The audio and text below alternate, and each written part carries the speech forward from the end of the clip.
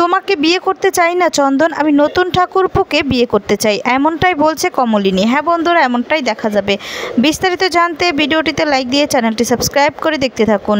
গল্পের শুরুতে দেখা যাবে মিঠিল চন্দনকে বলে, আচ্ছা কাকু, হোমের নাম্বারটা দিন না আমাকে, আমি ফোন করে বলে দিই। আর তখন চন্দন বলে, দেখো মা, আমার তো এতদিন কিছু মনে ছিল না, তাছাড়া ওদের হোমের ফোন নাম্বার তো আমার মুখস্থ নেই, আর আমার তখন তো একটা ফোনও ছিল না, তাহলে ফোন নাম্বারটা কোথায় পাবো বলো তো, আমার কাছে তো ফোন নাম্বার নেই।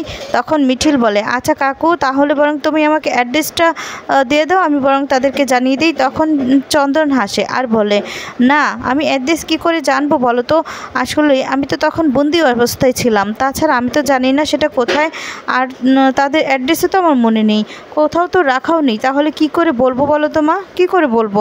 তখন মিঠিল বলে, আচ্ছা আঙ্কেল, সেটা কোন জায়গায় ছিল সেটা তো বলতে পারবেন? তখন চন্দন বলে, না গো মা, আমি তো বলতে পারবো না, আমি তো কিছুই জানি না, আমি তো কোনো দিন যাইও নি, দেখিও নি, অসুস্থ অবস্থায় ছিলাম তো তখন, তার জন্য। তখন বুবলাই বলে, আচ্ছা মিঠিল, তোমার এত কিছু জেনে কি দরকার বলো তো, বাবা ফিরে এসেছে এটাই অনেক। তখন মিঠিল বলে, কেন বুবলাইদা, তুমি বুঝতে পারছো না আমি কেন জানতে চাইছি?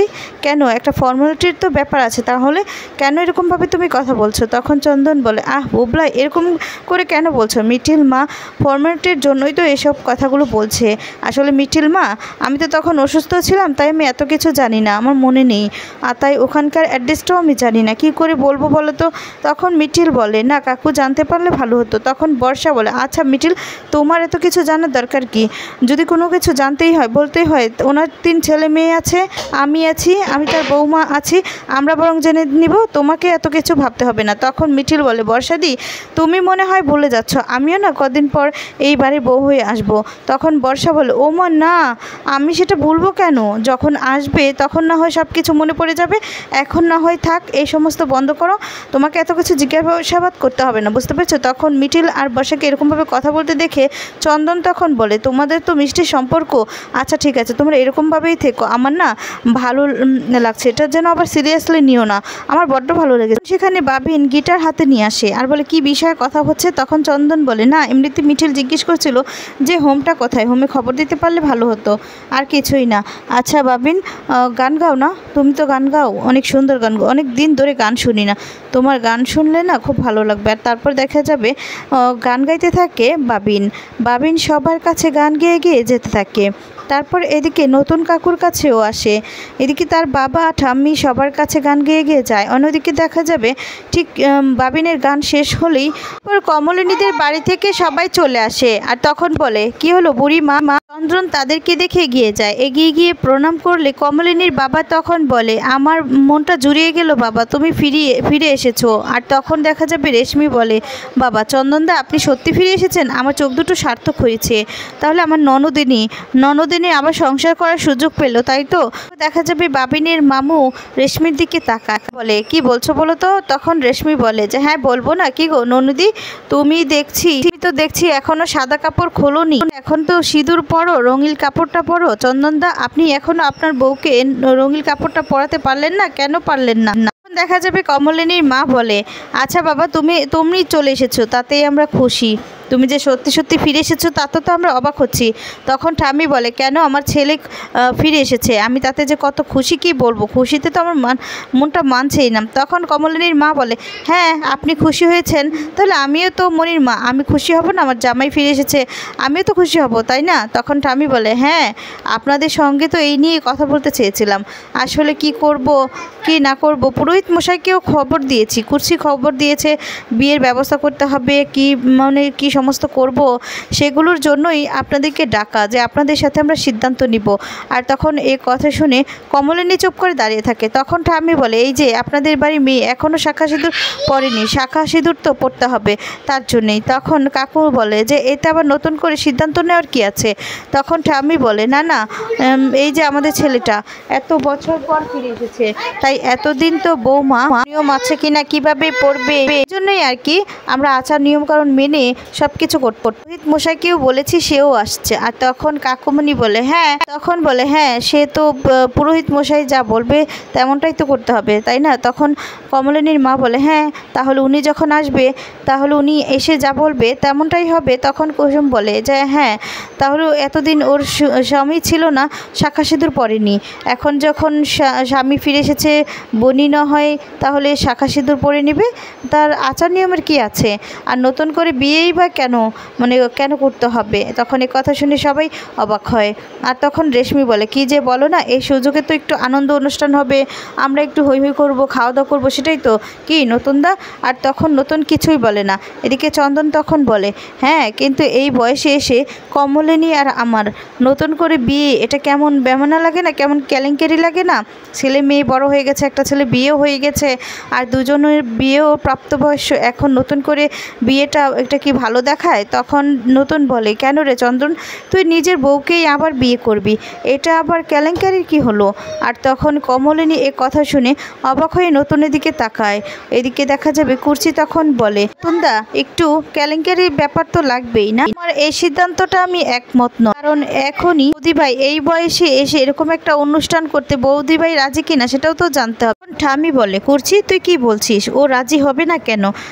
আমরা বিয়ের অনুষ্ঠান নাই বা করলাম, কিন্তু সিঁদুর দান তো হবে, সেটা তো করতে হবে, আর শাঁখা সিঁদুর পরতে হবে। আমার ছেলে যখন ফিরে এসেছে, তাহলে নতুন করে ওদের তো শাঁখা সিঁদুর এগুলো পরার নিয়ম থাকতেই পারে।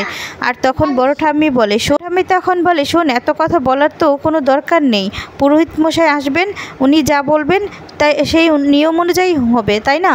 আর তখন দেখা যাবে সবাই বলতে থাকে হ্যাঁ ঠিক কথা। বলে যে পুরোহিত মশাই যদি এসে বলে যে এমনিতেই সিঁদুর পরালেই চলবে, আর যদি বলে যে না ঠাকুরের সামনে চন্দন সিঁদুর পরিয়ে দিবে, তাহলে নয় ওভাবেই হবে, তাহলেই তো হয়ে গেল, তাই না? তাহলে তার কোনো ঝামেলা রইল না। তখনই দেখা যাবে অনন্যা আর ডল আসে। অনন্যা এসে তখন বলে কি গো নতুন, এত বড় একটা খুশির খবর তুমি তো আমাকে জানালে না?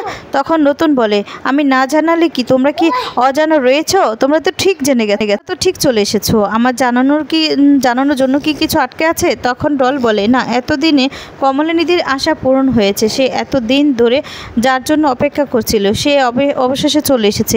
কমলিনীদি, তোমার অপেক্ষার অবসান ঘটেছে, বছর ধরে তুমি যার জন্য অপেক্ষা করেছো সে তো এখন চলে এসেছো, নিশ্চয়ই তুমি এখন অনেক খুশি, আমার তো খুব আনন্দ হচ্ছে। তখন চন্দন এই কথা শুনে খুব খুশি হয়ে যায়। ওদিকে কমলিনী তখন বলে আচ্ছা তোমাকে কে বলেছে ডল যে আমি এত দিন ধরে তার জন্য অপেক্ষা করেছিলাম? তখন ডলের মনটা খারাপ হয়ে যায় আর বলে না না, আসলে তুমি তো এতদিন ধরে নিজের স্বামী যে মারা গিয়েছে সেটা মানতে পারোনি, তার জন্য তো তোমার স্বামী ফিরে এসেছে, সেটাই তো বলতে চেয়েছিলাম, আর কিছুই না। তখন কমলিনী বলে আচ্ছা সেটা না মানার কি আছে, একজন মানুষ মারা গিয়েছে, তো আমি তার জন্য অপেক্ষায় বসে থাকবো বা কেন? তখন বলে কেন, কেউ কি চায় নাকি যে কেউ মরে যাক? কেউ মারা গেলেও না তার জন্য কেউ বসে থাকে না, বুঝতে পেরেছো? এসব কথার মানেটা কি? তখন অনন্যা বলে আসলে ডল বুঝতে পারেনি, ও ভুল করে ফেলেছে, তারপরেও এত বছর পর চন্দনদা ফিরে এসেছে, সেটাই তো অনেক বলো। আর কমলিনীদির অপেক্ষার নই তো ফিরে এসেছে, তাই না? আর কমলিনী তুমি খুশি হওনি চন্দন যে ফিরে এসেছে? তখন কমলিনী বলে কেন অনন্যাদি, তোমার কি দেখে মনে হচ্ছে যে আমি খুশি নই, আমি মন খারাপ করে দাঁড়িয়ে আছি? তোমার এমনটা কেন মনে হলো? তখন অনন্যা বলে কমলিনী, তুমি না সোজা কথা কোনোদিনও সোজা উত্তরটা দিতে পারলে না, আমি এমন খারাপ কি বলেছি বলো তো? আমি বলি বা কী বলেছি? তখন কমলিনী বলে তাহলে এখন খুশিতে কি করা উচিত বলো তো, আমি কেন খুশি হব না? তখন অনন্যা বলে না, আসলে তোমার স্বামী এখন ফিরে এসেছে, আর সেইটা এখন সংসারের হালটা ধরবে, তাই না? আমাকেও আর এদিক ওদিক ছুটতে হবে না, এতদিন তো অনেক ছুটেছো এদিক ওদিক। তখন ছোট কাকুমণি বলে তুমি কি বলতে চাও বলো তো, এদিক ওদিক গরিমা ছুটেছে মানে? আর তখন অনন্যা বলে না, আমি যা বলেছি কমলিনী অবশ্যই বুঝতে পেরেছে। কি কমলিনী, তুমি বুঝতে পারোনি? আর তখন কমলিনী বলে আমি বুঝতে পারিনি, তুমি কি বলতে চাও সোজাসুজি বলো দেখি। আর তখন বলে এদিক ওদিক ছুটে মনছি মানে কি বলতে চাও তুমি? আর তখনই অনন্যা পুরো থমকে যায়। তারপর অনন্যা বলে না, আসলে আমি বলতে চেয়েছি সেটা তো তুমি অবশ্যই বুঝতে পেরেছো, তাই না? তোমার স্বামী ফিরে এসেছে, সংসারের এবার পুরো দায়িত্ব সে নিবে।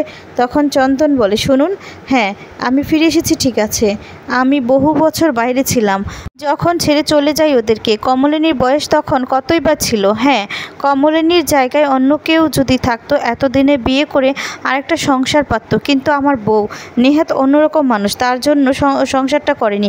কমলিনীর কাছে সারা জীবনের জন্য আমি কৃতজ্ঞ থাকবো। তবে হ্যাঁ, আমি যখন ফিরে এসেছি এবার সংসারের হালটা তো আমাকে ধরতে হবে, কিছু তো করতে হবে।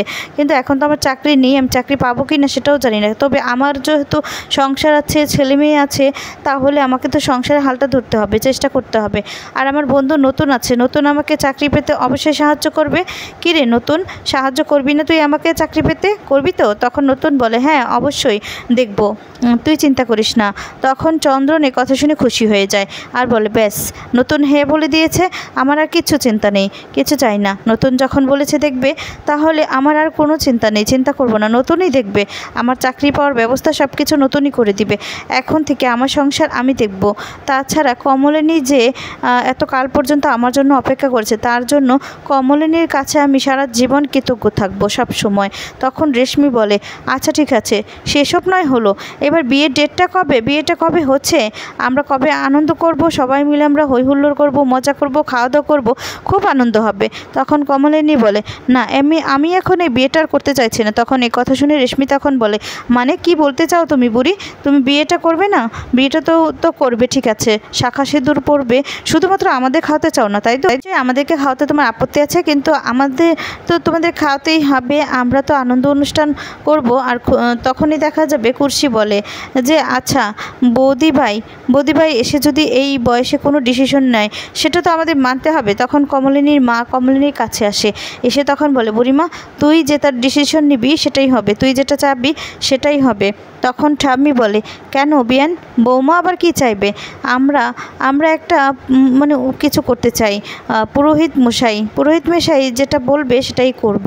একটু আনন্দ ফুর্তি, এই বাড়িতে তো অনেক দিন ধরে আচার অনুষ্ঠান হয় না কো, এই ছোটায় যদি একটু অনুষ্ঠান হয় তাহলে ভালো হয় না? কমলিনী বলে কেন মা, ডিসিশনটা যখন আমাকে নিয়েই হচ্ছে, এই জীবনে আমি কি চাই না চাই সেটা তো আমি ঠিক করব তাই না? অন্য কেউ তো ঠিক করবে না। আমি এই বিয়েটা করতে চাই কি না সেটাও তো আপনাদেরকে জানতে হবে। তখন এই কথা শুনে কাকিমণি তখন বলে হ্যাঁ বুড়িমা এসে একদম কি ডিসিশন নেবে সেটার উপরে সব কিছু করা উচিত। আসলে ওরা বহুকাল আলাদা ছিল তাই না, এখন দুজনের মধ্যে তো বোঝাপড়ার দরকার আছে। তখন দেখা যাবে চন্দন বলে কাকাবাবু আপনি কি বলতে চাইছেন, আমি তো বুঝতে পারছি না। তখন কাকুমণি বলে আসলে চন্দন তোমরা তো অনেকটা বছর আলাদা ছিলে, আর বুড়িমা এতটা বছর তুমি নেই বলে যা পালন করে গিয়েছে, আর তার শরীরের ওপরে বা মনের ওপর কত কিছুই বয়েছে। আর তখন সেই মানুষটা, যে মানুষটা কিনা আগে ছিলে, সেই মানুষটা নিশ্চয়ই তুমিও একটু পাল্টেছো আর বুড়িমাও পাল্টেছে তাই না? তোমারও পরিবর্তন হয়েছে, তাই তোমাদের দুজনের কথা বলে নেওয়া উচিত। তোমরা কি চাও সেটাও তো জানতে হবে, তোমাদের ঠিক করিয়ে নেওয়া উচিত। তখন এই কথা শুনে চন্দন চমকে যায়। তখন বুবলা এসে বলে আচ্ছা ছোটদাদু তুমি এসব কি বলছো, তোমার কি মাথা ঠিক আছে? আমার বাবা ফিরে এসেছে, আমার বাবা মা এখন একসঙ্গে সংসার করবে, সেটাই তো স্বাভাবিক, তাহলে তুমি কি বলছো বলো তো? তখন কাকুমণি বুবলার উপর রেগে যায় আর বলে শোনো বুবলাই, তুমি কি চাও না চাও সেটা তো আমার দেখার দরকার নেই। এই যে তুমি সবার উপরে এভাবে অপমান করে কথা বলো, সবার উপর চিৎকার চেঁচামেচি করো, তোমার মাকে তুমি অসম্মান করো, সেই সব কিছু যে আমরা পছন্দ করছি তা কিন্তু নয়। তখন বলে যে আমরা সব কিছু মেনে নিচ্ছি, সেটা তোমার সিদ্ধান্ত, মায়ের উপর এভাবে চাপ সৃষ্টি করবে সেটা আমরা মেনে নিব না। তাছাড়া এটা তোমার মায়ের সিদ্ধান্ত, কি তোমার বাবারও জীবন, তারা কি করবে তারা ঠিক করবে। তুমি না পড়াশোনা করেছো, এত কাল চাকরি করেছো, তাহলে এসব কথাগুলো কি তোমার মাথায় ঢুকছে না? আমি যেটা বলছি এ কথাগুলো তুমি বলো উত্তর দাও। আর তখনই বলে যে বুবলাই এবার অন্তত তুমি চুপ করো। আর তখন বুবলাই চুপ হয়ে যায়, বুবলাইয়ের শিক্ষা হয়ে যায়। তখন দেখা যাবে এদিকে বুবলাইকে বলে যে কাকাবাবু যা বলেছে একদম ঠিক কথাই বলেছে, তুমি চুপ করো বুবলাই। আর তখন বলে আচ্ছা কমলিনী তুমি কি চাও, তুমি বলো তো তুমি কি চাও? আর তখন ঠাম্মি বলে বৌমা আবার কি বলবে, পুরোহিত মশাই যা বলবে সেটাই হবে। পুরোহিত মশাই যদি বলে যে এই বিয়েটা করা লাগবে না, তাহলে তুমি না হয় বৌমাকে শাখা সিঁদুরটা পরিয়ে দিবে, তাহলেই তো হয়ে গেল তাই না? তাহলে তো এইসব ঝামেলার কোনো দরকার নেই।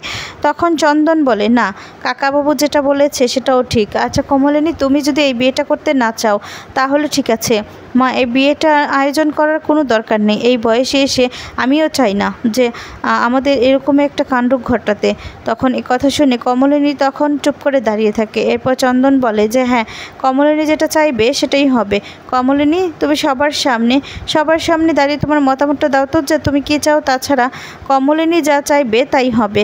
তখন এ কথাতে কমলিনী তখন বলে যে মা, আপনার ছেলে ফিরে এসেছে, আর আমি চাই আপনার ছেলে এই সংসারে হালটা ধরুক, সব কিছু দায়িত্ব নিক, কিন্তু আমাকে এই সংসার থেকে মুক্তি দিন আপনি।